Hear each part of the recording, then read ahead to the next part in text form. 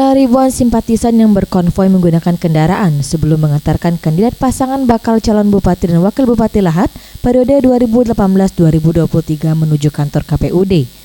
Konvoi ini melewati sejumlah jalan protokol sebelum akhirnya berakhir di kantor KPUD Lahat. Sebelum memasuki gedung KPUD, seluruh paslon terlebih dahulu diperiksa menggunakan metal detektor oleh pihak kepolisian guna mengantisipasi hal-hal yang tidak diinginkan.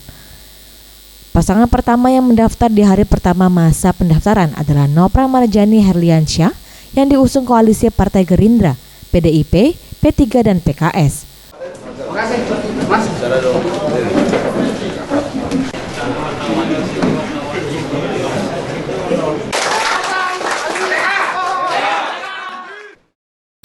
Pasangan kedua yang mendaftarkan diri adalah Purnawarman Kias dan Rozi Adiansyah yang mendaftar melalui jalur independen. Pada tahap penyerahan berkas dukungan sebelumnya, pasangan ini sudah dinyatakan lulus verifikasi oleh KPUD.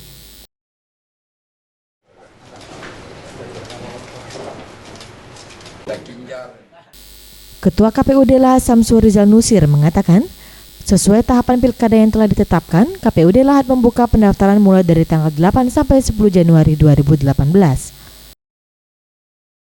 Alhamdulillah pada hari ini, pada hari pertama ini KPU menerima pendaftaran calon bupati dan wakil bupati atas nama Pak Nopra Marjani dan Herliansyah.